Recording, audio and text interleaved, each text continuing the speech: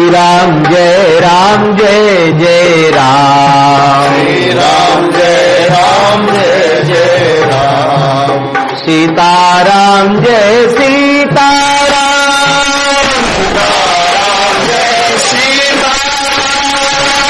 सीताराम जय सीताराम।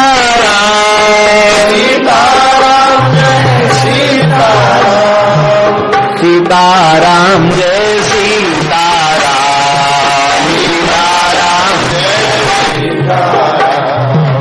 हनुमान जी ऐसे कीर्तन करते हैं, उनके रोम रोम से नाम प्रकट होता है। पीपा जी ने कहा आपसे ज्यादा नाम की महिमा कौन जाने, आपके रोम रोम से नाम प्रकट होता। तो आज इन विमुख अवैष्णव ब्राह्मणों को कृतार्थ करने के लिए, हमें नाम महिमा में अविश्वास नहीं है, पर इन विमुख जीवों पर कृपा करने के लिए आपको आज नाम महिमा प्रकट करनी पड़ेगी। इतना सुनते ही सब लोगों ने क्या देखा, हनुमान जी जो विग्रह रूप थे वे साक्षात बैठ गए। पीपा जी ने उस ब्राह्मण से कहा पत्तल परोस, आसन डालो। हनुमान जी आसन पर आकर बैठ गए। कहा पत्तल परोसो, पत्तल परोस दिया। अब परोस करके ब्राह्मण जी मार रहा है और हनुमान जी सबके सामने अपना करकमल उठा उठाकर भोग लगा रहे हैं। बोलो श्री हनुमान जी महाराज की जय, श्री पीपा जी महाराज की जय। अब तो वहां जितने लोग थे सबके अश्रुधार बह चली। हनुमान जी ने विधिवत आचमन किया और पुनः विग्रह रूप में हनुमान जी विराजमान हो गए। अब तो सबको दृढ़ विश्वास हो गया, जितने विमुख ब्राह्मण थे वे सब श्री पीपा जी के शरणापन्न हो गए। सब परम वैष्णव परम भागवत हो गए। पूरे गांव को आपने भगवत भक्त बना दिया। राजा को औसेर, आप लोग सुन चुके हैं कि पहले पीपा जी टोड़े रियासत में कुछ दिन विराजते थे, वहां से चल करके आप आ चुके थे गागरोनगढ़। ये सब 5 वर्ष की ही लीलाएं श्री पीपा जी की हैं। तो वहां ये जैसे ही पहुंचे, राजा को इतनी व्याकुलता बढ़ी सूरजमल सेन को कि उसने अन्न जल त्याग दिया और कहा गुरुदेव यदि कृपा नहीं करेंगे, दर्शन नहीं देंगे तो मैं तो प्राण ही विसर्जन कर दूंगा। गए तो सुधी नहीं ली, आए नहीं गुरु महाराज। अब तो राजा की स्थिति को देख करके दूत भेज दी गए, शीघ्रगामी दूत जो घुरैठ करके दूत चले और पत्र लिखा था, वो पत्र लेकर के दूत चले और इधर श्री पीपा जी महाराज टोड़े पहुंच गए। ये घुड़सवार कई दिनों में पहुंचे पीपा जी के वहां जाकर उनको पत्र दिया पीपा जी को, और इधर जब वे लौट करके वहां पहुंचे तो तब तक पीपा जी वहीं थे। कहा अभी कई दिनों का सत्संग प्रदान करके पीपा जी महाराज यहां से पधारे हैं। इस प्रकार से आप जिस आश्रित ने जहां पुकारा वहां प्रकट होकर के दर्शन दिया। आपके आते ही टोले में आनंद की लहर फैल गई, प्रजा दर्शनों के लिए दौड़ी। राजा ने बहुत सा धन भेंट किया। इसी बीच में एक संजोगी बैरागी जानते हैं, पहले साधु बाद में गृहस्थ हो गए, उनको संजोगी बैरागी कहा जाता है। एक संजोगी ने आकर प्रार्थना की, महाराज हम तो संजोगी हो गए, कोई पाप था हमारा, हमारी लड़की ब्याह के योग्य हो गई, हमारे पास कौड़ी नहीं है। तो जितना धन आया था सबका सब उसको उठा करके दे दिया। ऐसे आप उपकारी थे। श्रीरंग उदारिके गए, श्रीरंग उदारिके। अंतिम 12वां चरित्र है इनका, इस कवित्व का। गए श्रीरंग उदारिके, आप श्रीरंग जी के यहां पहुंचे। श्रीरंग जी का चरित्र बड़ा अद्भुत चरित्र है श्री भक्तमाल जी में। श्री अनंतानंद जी के शिष्य हैं श्रीरंग जी। पीपा जी महाराज इनके काका गुरु लगते हैं संबंध में। ये वैश्य थे श्रीरंग जी और सरावगी थे, जैनी थे। इनका वैष्णव धर्म की ओर कोई रुझान नहीं था। इसी बीच में एक दिन की बात है, इनका एक अपने दुकान का नौकर जो मर चुका था युवावस्था में, वो सामने उपस्थित दिखाई पड़ा। देखकर ये डर गए, बोले भैया तू तो मर गया था, तू कैसे सामने आ गया? उसने कहा महाराज मैं यमदूत बन गया हूं। वो गांव के अमुक दौसा गांव की घटना, ये दौसा जयपुर के पास में, गांव के अमुक व्यक्ति को लेने आया हूं, ऐसे ऐसे वो मरेगा, मैं उसको ले जाऊंगा। हमारे पास क्यों आए? बोले हम इसलिए आए कि नरक में जीव को भयंकर यातना भोगनी पड़ती है और उस नरक की यातना से जीव बच नहीं सकता। उसने क्या यातना दी जाती है उसका संक्षेप में वर्णन करके सुनाया। सुनकर श्रीरंग जी के रोंगटे खड़े हो गए। तो इस यातना से बचने का कोई उपाय? एकमात्र उपाय है वैष्णव धर्म को ग्रहण कर लेना है, भगवान की शरण में चले जाना, वैष्णव हो जाना, यही एकमात्र उपाय है। हम लोग जब यमलोक से चलते हैं तो हमारे स्वामी यमराज एक श्लोक हमको रटा देते हैं। बोले कैसे कैसे लोगों को पकड़ के लाना? जिह्वा भक्ति भगवत गुण नामधेयम् चेतश्च न स्मरति तच्चरणारविन्दम् कृष्णाय नो नमस्ते तदापि तानानयध्वमसतो कृतविष्णु कृत्यान्। जिनकी जिह्वा कभी भगवान नाम संकीर्तन नहीं करती, जिनका चित्त भगवान के चरण कमलों का ध्यान नहीं करता, जो भगवान के चरणों में प्रणाम नहीं करते, भगवान के भक्तों के चरणों में प्रणाम नहीं करते, और कहते हैं अकृत विष्णु कृत्यान तान आनयध्वम, जो मनुष्य शरीर प्राप्त करके वैष्णव धर्म से रहते हैं, ऐसे जीवों को घसीट घसीट के ले आना। रामनवमी, जन्माष्टमी, एकादशी आदि महोत्सव उनका आदर नहीं करते, कहते ऐसे जीवों को घसीट घसीट के नरक ले आओ। तो हम इसलिए आए हैं कि आप वैष्णव धर्म से कोसों दूर हैं, पर हम आपकी एक बात के लिए बड़े कृतज्ञ हैं, वो ये आप अपने नौकरों से बहुत प्रेम करते थे, मुझको भी आपने बहुत स्नेह प्रेम दिया है। तो मेरे मन में आया कि चलें अपने मालिक सेठ जी का दर्शन तो करके आए। आयु अब आपकी बहुत अधिक नहीं है। अच्छा अब हमारा समय हो रहा, सेठ जी प्रणाम, चला गया। यमदूत जानते हैं कौन बनता है? यमदूत बनने का भी उपाय लिखा है हमारे ग्रंथों में। यहां तो शायद कोई बनना नहीं चाहता होगा, पर फिर भी उसको हम बता देते हैं। पाप करके जीव नरक गया, 84 लाख फिर नरक की यातना भोग कर फिर 84 लाख भोगा, फिर भगवान ने कृपा की, फिर मनुष्य बना, फिर पाप किया, फिर नरक गया, फिर पाप किया, फिर नरक गया, फिर मनुष्य बना, फिर पाप किया, फिर नरक गया। ऐसे ही कम से कम नरक के जब 100 चक्कर लगा लेता है तो यमराज की उससे जान पहचान हो जाती है। यमराज कहते हैं भाई बड़ा भारी निष्ठावान भक्त है नरक का, यमलोक का, भगवान इसको बार बार कल्याण का अवसर देते हैं, पर घूम फिर के नरक में आ जाता है। तो यमराज कहते भैया अब तो तेरी भागदौड़ हम खत्म करते हैं, तू जमदूत बन जा। क्यों? अलग से ट्रेनिंग तुम्हें नहीं देनी पड़ेगी, तुमको सब पता है किस नरक में कैसी यातना भुगाई जाती है। उसको यमराज यमदूत बना देते हैं। ये पद बहुत अच्छा पद नहीं है, ये यमदूत का पद। इधर जिस व्यक्ति को ले जाने की बात यमदूत ने कही थी वो पद खत्म हो गया। अब तो श्रीरंग जी व्याकुल हो गए और उस समय वे वहां से चल करके काशी गए। रामानंद स्वामी जी की चर्चा सुनी थी तो श्री अनंतानंद जी महाराज के शरण में गए और अनंतानंद जी से उन्होंने विधिवत दीक्षा प्राप्त की। आपके एक पुत्र आपका गृहस्थ भक्त थे, संत सेवा करते थे श्री रंग जी। अद्भुत चरित्र है रंग जी का चरित्र भी, एक संक्षिप्त उनके चरित्र की झलक दे रहे हैं। उनका पुत्र निरंतर कमजोर होता चला जा रहा था।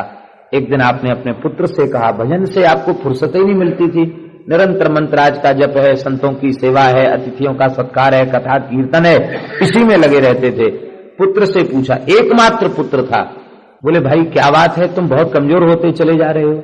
उसने कहा, बाबूजी क्या करें, हमको एक भयंकर प्रेत दिखाई पड़ता है, उसके भय के मारे में खाना पीना भी क्या मैं सो भी नहीं पाता हूँ, वो सदा मेरे साथ रहता है। जब मैं आपके निकट आ जाता हूं तो दूर चला जाता, अन्यथा वो मेरे पीछे लगा रहता। अच्छा तो ठीक है, आज ऐसा करना, हमारे आसन पर तो तुम स्नान ध्यान करके आके वहां सो जाना, वो तेरा जो आसन है उस पर हम सो जाएंगे। ठीक है। तो रंग जी गए और अपना ठाकुर जी को शयन करा करके वहीं सो गए। अब वो तो प्रेत आ गया। जैसे ही आया प्रेत तो वैष्णव तेज को सहन नहीं कर पाया, गिड़गिड़ाने लग गया। बोले महाराज आप यहाँ कैसे, ले आप उस पुत्र को क्यों कष्ट देते हो। उसने कहा, महाराज हम एक आशा लेकर आए, इस धरती पर आपको छोड़कर हमारा कोई उद्धार नहीं कर सकता। यह प्रेत योनि भोगते भोगते सैकड़ों वर्ष हो गया, आप मेरा उद्धार करो। बोले तू कौन है। तो उसने कहा, जाति को सुनार, मैं जाति का सुनार हूं। प्रेत क्यों बने। तो उसने कहा, जाति को सुनार पर नारी लाग प्रेत भयो।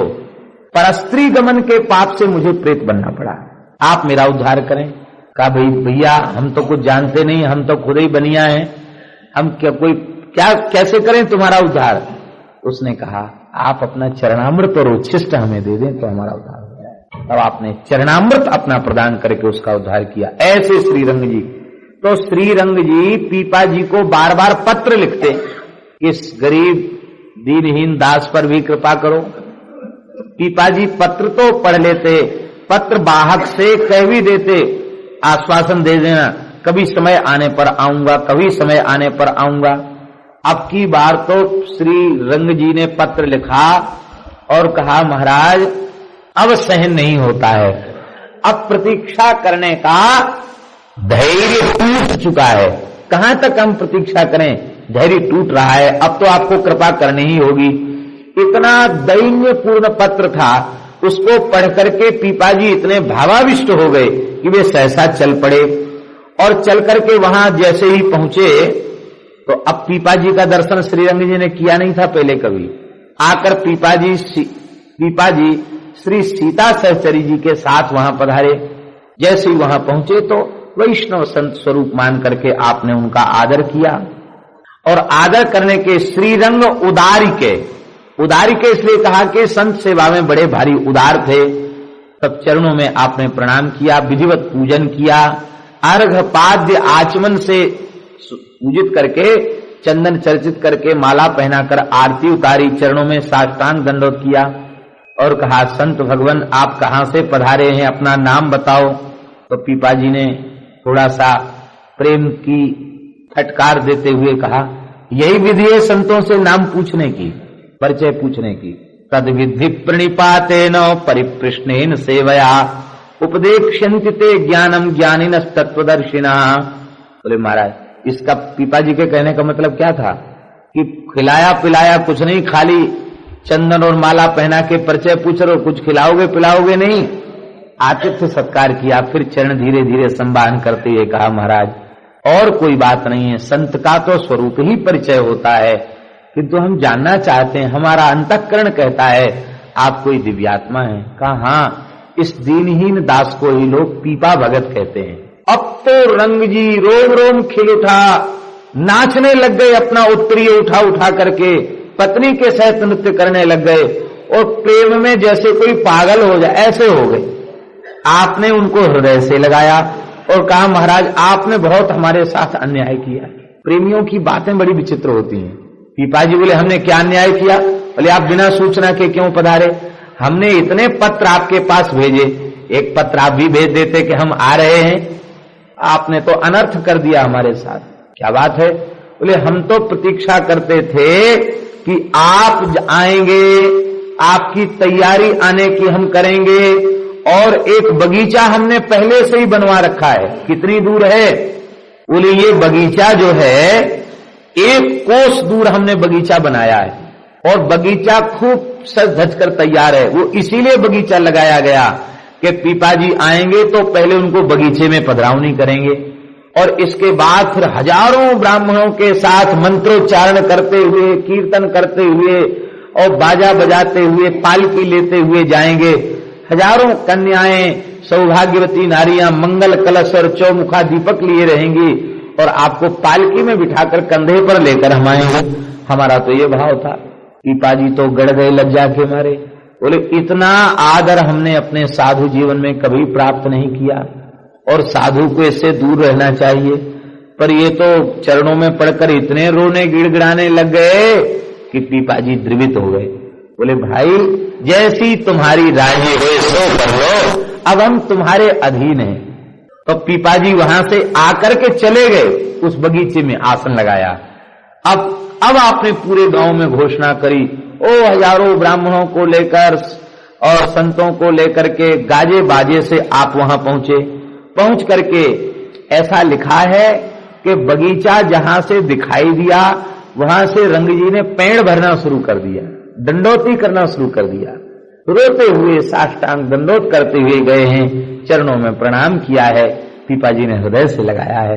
विधिवत वैदिक मंत्रोच्चार पूर्वक विधिवत पूजन किया है, स्नान कराया है, अंगराग अर्पित किया है वस्त्राभूषणों से सुसज्जित किया है, सुंदर ब्रह्मगांथी धारण कराई है और पालकी में आप विराजें। तब श्री पीपा जी ने कहा, पालकी में तो मेरे गुरुदेव श्री रामानंद स्वामी जी विराजे। गुरुदेव जिस वस्तु को स्वीकार करें, शिष्य का कर्तव्य है उस वस्तु का उपयोग न करे, क्योंकि वह तो सेवक है। अब ये परंपराएं खत्म हो गई। हमारे यहाँ संतों में जब तक गुरु महाराज जीवित होते थे तब तक संत लोग अपने पैर में पदत्राण धारण नहीं करते थे। गुरु जी जब तक जीवित हैं तब तक पैर में जूता चप्पल खड़ाऊं धारण नहीं करते थे। गुरु जी भगवत धाम चले जाएं उसके बाद पैर में पदत्राण धारण करते। और कितने संत तो ऐसे बोले, अब इतना जीवन बीत गया बिना जूता चप्पल के, तो अब मरते समय क्या जूता चप्पल पहनना, तो पहनते ही नहीं। चौकी पर आसन नहीं लगाते पुराने साधु, क्यों? बोले चौकी पर तो गुरुदेव का आसन है, हम चौकी पर आसन लगाएंगे तो गुरु जी की बराबरी हो जाएगी। क्या मर्यादा थी। बोले पालकी पर स्वामी जी चलते, हम पालकी पर नहीं बैठेंगे, तब क्या करोगे? बोले आपकी सेवा पूजा में घर में आचार्य चरण की छवि तो विराजमान है। बोले हाँ, आचार्य की छवि विराजमान है। तो आचार्य चरण की छवि का श्री पीपा जी ने विधिवत पूजन किया, पालकी में विराजमान किया और पालकी में पीछे श्री रंग जी आगे के दंड में, पालकी में श्री पीपा जी महाराज और सीता सहचरी जी पालकी में डंडा लेकर के कीर्तन करते हुए आचार्य चरण की घर में पधरावनी की। और वहां 4 महीने दौसा में रहे पीपा जी, 4 महीने इतने रीझ गए। एक दिन की बात है, एक चरित्र है, तीय ही भाव भर्यो, एक स्त्री के हृदय में भाव भर दिया। एक दिन की बात है, आप सरोवर पर बैठे थे और वहीं श्री रंग जी भी बैठे थे और परम चर्चा चल रही थी। उसी बीच में क्या देखा कि 2 स्त्रियां जो अत्यंत रूपवती हैं, वे कंडा बीनते हुए उधर से निकली। तो पीपा जी ने बहुत प्रेम से मुस्कुराकर उनको अपने निकट बुलाया, आओ आओ देवियों, आओ बैठो। बैठ करके और उनको वे भक्ति का उपदेश करने लग गए। कहा कि देखो देवियों, यह मनुष्य शरीर अत्यंत दुर्लभ है और तुम तो साक्षात ब्रज गोपी हो, तुम इस तरह से कंडे बीनते बीनते अपनी आयु को व्यतीत कर रही हो, ये क्या उचित है? अरे अब बहुत हो चुका है, अब तो भजन में लग जाओ। ये तुम लोग कौड़ी गोबर के लिए चिंतामणि जैसा मनुष्य का शरीर, उसका दुरुपयोग कर रही हो। अपना तन मन सर्वस्व भगवान को अर्पित करके भजन में लग जाओ। ऐसा प्रभाव हुआ कि वे कंडा वंडा वहीं छोड़कर वे चली गई वहां से और सीधी पैदल चलकर वे दौसा से द्वारिका चली गई और द्वारिका में भजन करके भगवान को प्राप्त करके उन्होंने अपने मानव शरीर धारण करने का फल प्राप्त कर लिया। गोबर बीनने वाली माताओं को भगवत प्राप्ति करा दी। ये उनको उपदेश की सामर्थ्य। किंतु रंग जी थोड़े कट्टर थे साधना में, सिद्धांतों के पालन में रंग जी बहुत कठोर। यद्यपि वे गृहस्थ थे पर वे अपने मन में विचार करने लगे। ये तो उन्हें पता नहीं कि स्त्रियां कहां चली गई, लेकिन एक बात उनके मन में आई कि हमारे साथ बैठकर सत्संग चर्चा चल रही थी और स्त्रियों को देखा तो हमसे बातचीत तो छोड़ दी और उनसे बात करने लग गए। साधु संतों को तो स्त्रियों की ओर दृष्टि उठा के देखना भी नहीं चाहिए, पर ये कैसे महात्मा हैं, स्वामी जी के शिष्य हैं, हमारे तो काका गुरु लगते हैं। क्या जरूरत थी उनको? कंडा भी नहीं थी, बीनने देते। संसार कौन क्या कर रहा है? बुलाकर बातचीत करना वस्तुतः हमें अच्छा नहीं लगा। यद्यपि ये बात हम अच्छी प्रकार से समझते हैं कि पीपा जी सर्वथा निष्काम संत हैं, पर संतों को कुछ आदर्श भी प्रतिष्ठित करना चाहिए। यह आदर्श उनका हमें अच्छा नहीं लगा। ये साधुओं के त्याग वैराग्य के विरुद्ध है। साधु को तो परस्त्री का मुख भी नहीं देखना चाहिए। ये मन में आ गया। पीपा जी मौन हो गए। पीपा जी महाराज ने बड़े स्नेह पूर्वक रंग जी की पीठ पर हाथ थपथपाया और कहा कि आपके चित्त में क्या उथल पुथल मची है उसको मैं देख रहा हूं, पर इस समय हमारी जो स्थिति है वो सिय राम में सब जग जानी, करहु प्रणाम जोर जुग पानी। यहां अब भेदमयी दृष्टि नहीं है। आप अपने चित्त में यही तो सोच रहे हैं कि विरक्त साधु को स्त्रियों का संग्रह नहीं करना चाहिए।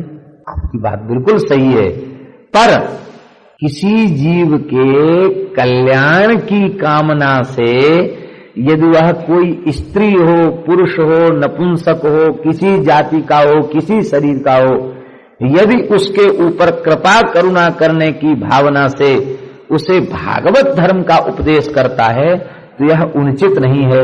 स्वार्थवश किसी को भी बुलाना, स्त्री अथवा पुरुष किसी को भी स्वार्थवश उसको अपने निकट बुलाना, यह साधु के लिए अनुचित बात है। वार्तालाप करना भी अनुचित है, किंतु उसके कल्याण के लिए उसको बुलाना अनुचित नहीं है। हमारे इतने वार्तालाप से ही उनका कल्याण हो गया। वे कई जन्मों की साधिका हैं, किंतु किसी प्रारब्ध के कारण वे अपने स्वरूप को भूली हुई थी। सहसा मेरी दृष्टि में पहचान गया, इसलिए मैंने उनकी सोई हुई भक्ति के संस्कारों को पुनः जागृत कर दिया। अब तो उनको बहुत अच्छा लगा, पर उन्होंने विचार किया कि जागृत कर दिया तो आखिर देखें तो सही उनका जीवन क्या है। तो दौसा की क्षेत्र की तो रहने वाली थी, रंग जी बड़े प्रतापी थे। उन्होंने पता लगवाया तो पता लगा कि वे तो कंडा बीनने गई थी, फिर लौट के ही घर नहीं आई।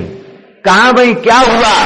तब कुछ काल पश्चात रंग जी को पता चला कि वे तो द्वारिकापुरी पहुंच गईं और साक्षात द्वारकाधीश ने, रुक्मिणी जी ने दर्शन देकर उन्हें कृतार्थ किया है और वे तो परम सिद्धा भक्ता बन चुकी हैं। यह जान करके रंग जी बहुत गदगद हो गए।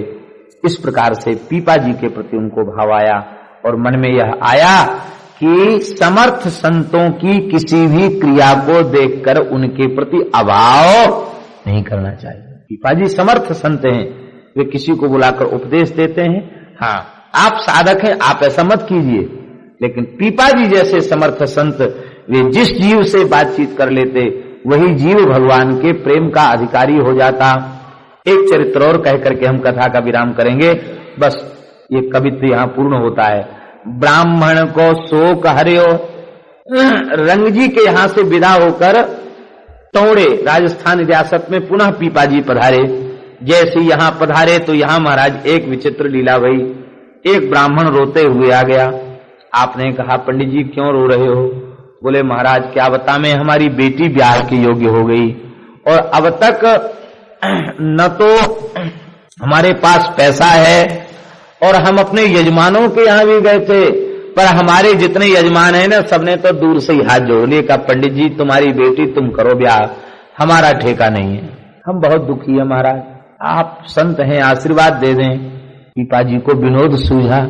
बोले, व्यवस्था तो हम कर देंगे, पर तुम जानते हो कि हम कभी किसी के सामने हाथ फैलाकर मांगते नहीं है। ये बात तो सही है, व्यवस्था कैसे करोगे? बोले, व्यवस्था करेंगे, आप जो हम कहें सो आपको मानना पड़ेगा। हमारा बिल्कुल मान लेंगे। क्या? कि थोड़ी देर के लिए आपको साधु बनना पड़ेगा। ठीक है, बन जाएंगे साधु। कैसे बना जाता साधु? बोलो, सो तो हम बना देंगे।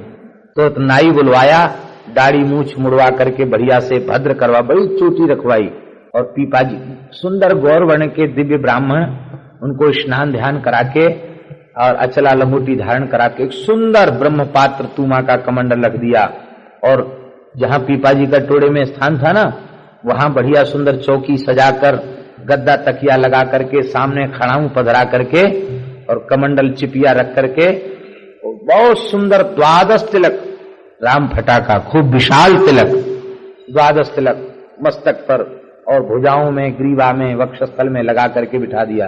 कहा, बस बोलना मत कुछ भी, हाथ में सुमरनी दे दी और बस सीताराम सीताराम श्री सीताराम श्री सीताराम ऐसे करने लग जाना।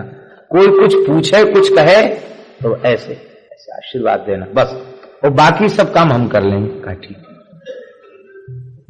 तो उस ब्राह्मण को बढ़िया अचला पहना करके लंबे चौड़े तिलक लगाकर पीपा जी ने बिठा दिया और वो स्वयं सीधी आसन से बैठ के भजन करने लगे। कोई दिव्य संत हैं और स्वयं पीपा जी चरणों में एक सामान्य टाट बिछाकर बैठ गए, हाथ जोड़ करके ऐसे। राजा को पता चला कि पीपा जी महाराज पधारे, गुरुदेव भगवान पधारे। राजा सूरजमल सेन आए। आकर उन्होंने देखा कि आश्चर्य है, गद्दी पर तो एक कोई नए संत बैठे हैं और हमारे गुरुजी तो नीचे जमीन में टाट पर बैठे हैं। तो जैसे प्रणाम कर, नहीं, गुरुजनों के सामने छोटे बच्चों को प्रणाम नहीं करना चाहिए, महाराज श्री को प्रणाम करो। प्रणाम किया साष्टांग, ऐसे नहीं 3 बार लौट कर, तुमको सिखाए लौट कर साष्टांग करो। हाथ जोड़कर राजा सूरजमल ने कहा, महाराज ये कौन है? कहा, ये हमारे काका गुरुजी हैं। बोलो वृंदावन बिहारी। अब देखो काका गुरु जी, ये विनोद नहीं है। काका गुरु किससे कहते हैं? गुरु जी के गुरु भाई को काका गुरु कहते हैं। श्री पीपाजी महाराज की जो संत सेवा थी, ये प्रत्येक साधु को आचार्य चरण का गुरु भ्राता मानकर आदर करते थे। मस्तक पर तिलक है तो हमारे काका गुरु हैं, ये उनकी उपासना थी। वैष्णव वेश काका गुरु कहते थे, इसलिए कहा ये हमारे काका गुरु जी हैं। वैष्णव स्वरूप तो था ही, ये हमारे काका गुरु जी हैं। और ये तो तुम बड़े भाग्यशाली हो जो तुम्हें दर्शन हुआ है। इसके पूर्व इस रूप में इनका किसी को दर्शन नहीं हुआ। आप बहुत भाग्यशाली हैं जो आपको इनका दर्शन हो रहा है। अब तो राजा ने महाराज बड़े प्रेम से चरण धोए, आप इशारा करते ना चरण नीचे कर दो, चरण धोए, पूजन करवाया, बहुत रुपया कपड़ा भेंट पूजा। अब तो पूरे गांव में हल्ला मच गया नगर में कि पीपाजी के काका गुरुजी आए हैं। और पीपाजी इतने सिद्ध तो उनके काका गुरुजी कितने सिद्ध होंगे। ओ भीड़ इकट्ठी हो गई, जो कुछ फल फूल मिठाई कपड़ा रुपया लगता सब इकट्ठा, गंज लग गया महाराज, वहां ढेर लग गया। सवेरे से शाम तक वे ऐसे ही ब्राह्मण देवता चुपचाप बैठे रहे, सीताराम सीताराम करते रहे और पीपाजी उनको पुजवाते रहे। इसी को कहते हैं सिद्ध साधक का जोड़ा। साधक बन गए पीपाजी, सिद्ध बना दिया उस ब्राह्मण को। इसके बाद पीपाजी जब सायंकाल हो गए, बोले भाई भाई जाओ, सब लोग जाओ, महाराज जी को दिन भर हो गया, अब महाराज जी समाधि में जाएंगे, आप लोग जाइए।